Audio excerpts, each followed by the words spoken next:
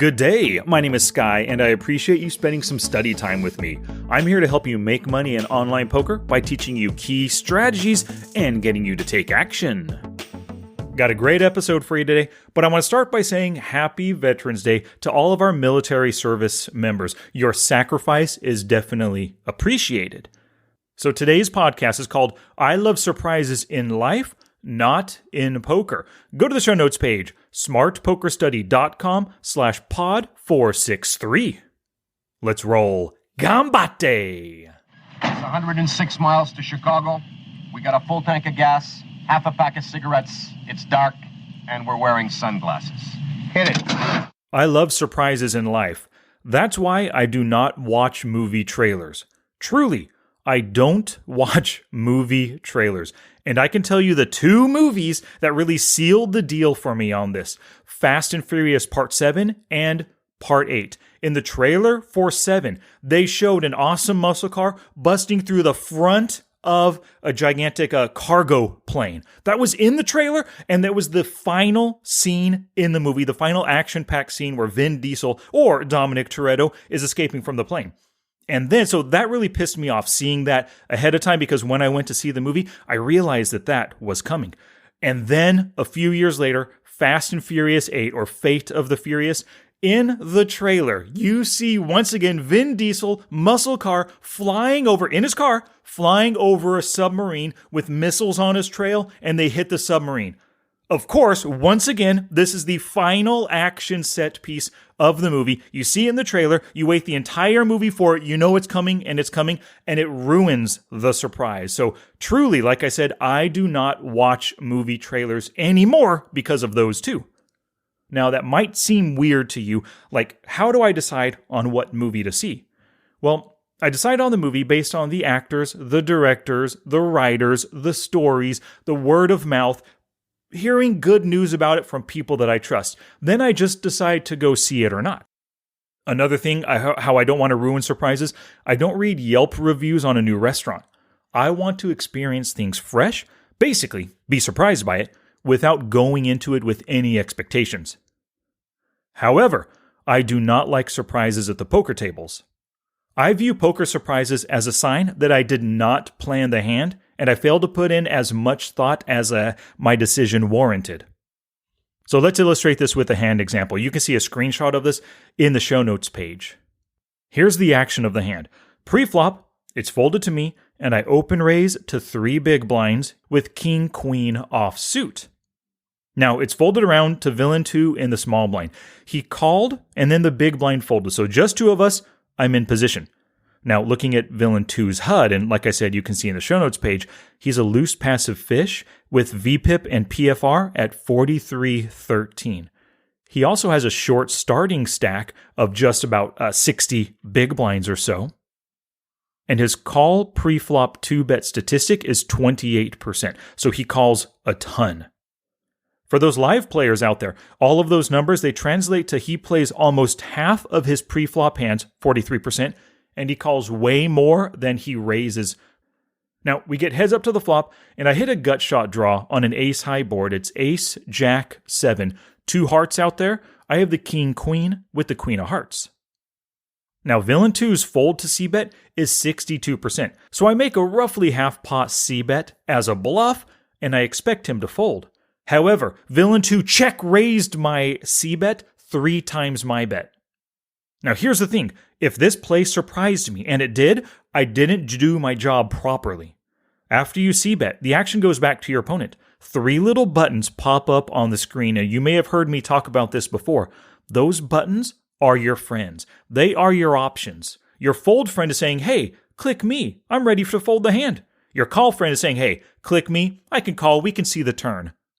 And the raise hand is saying, hey, click me. You only got a gut shot. You're probably not going to win this hand with a 4-outer, hit one of the 10s. You might as well raise right now to rebluff this guy. Now, those are my opponent's options after I make my c-bet.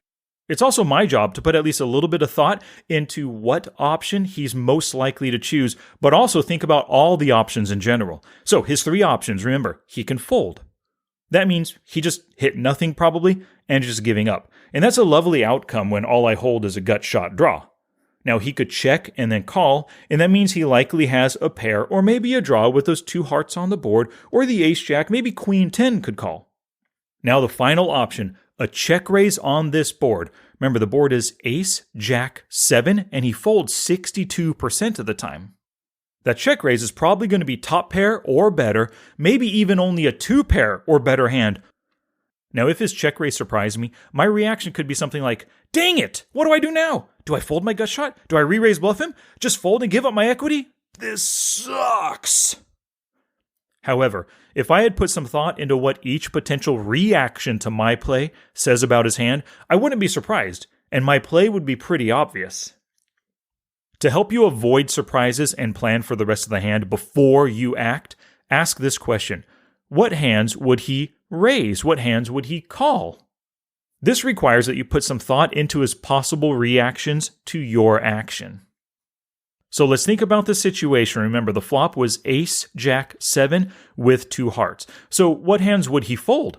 Now, given that his fold to flop c-bet is 62%, he's folding almost 2 out of every 3 flops. He's folding most of his weaker hands, probably under pairs like pocket 3s on that ace-jack 7. And suited and offsuit hands that didn't flop any pair, nor any kind of a draw, those are folding as well, like 6-5 of clubs or king of diamonds 9 of clubs. He might even fold those weak third pair hands with no redraw, like 7-6. And he could probably even fold those weak gut shot draws like 9-8, with that 7 and jack right there, like an under gutter. Now, what hands would he check call? So because he's folding most of the time, he probably only calls with decent pairs and good draws. Flush draws with any 2 hearts would call, as would queen-jack or ace-4, or even king-7, with backdoor flush draws and a big kicker. Now the last question, what hand would he check raise? Remember, we're asking this question for all of his options before we make our c-bet. Now, what hands he would check raise? Passive players like this mostly just check raise with very strong 2-pair or better hands, like ace-jack, or pocket 7s on the ace-jack 7. If you know a lot about your opponent, you may have seen him check raise nut flush draws in the past. Something like the king of hearts 10 of hearts, with 2 hearts out there already, one of them being the ace of hearts, that could potentially check raise, and also the king of hearts 9 of hearts too, the nut flush draws, plus some kind of backdoor or gut shot straight draw. If you've seen him make plays like this, getting aggressive with nut draws in the past, you could probably put those in his check raising range right now. And remember, whatever hand you have, you got to consider how your cards block his. You hold the king of clubs, but the queen of hearts. So he can't be check raising with the second nut flush draw. Maybe it's the third nut flush draw, but fish do not often check raise with just a jack of hearts in their hand. Now here's the good news. If you thought about all this before you made the c-bet, and you faced his check raise, you c-bet 4, he made it 12 big blinds, 3 times your bet, what is your reaction to his reaction? Well, it's to fold, of course. Sure, it is a bummer missing out on your gut shot equity, but here's the good news. You planned for this. His check raise wasn't a surprise, but instead, it was him revealing the strength of his hand. That's awesome. It's great when your opponent lets you know that you're crushed and your gut shot is just too expensive to chase to. Here's your action step for this episode. In your next 3 play sessions, I want you to plan for your opponent's reaction to your play before you make it. Now, this is easiest to do on just 1 or 2 tables, but you got to practice planning ahead right now. Some examples for you. Before you open raise pre-flop, what will you do if anyone left to act 3 bets? Also, what will be your general post-flop plan in case you get a caller? Now, before you c-bet from out of position, what turn cards can you double barrel if he calls you? Also, what hands would he raise with before you make that out of position c-bet? Are there any good draws that he could have? Any great strong hands, 2-pair or top pair, or sets in his range? Another example, before you value bet the river, what hands can call and give you value? If there aren't any hands that can give you value, you're probably better off not value betting.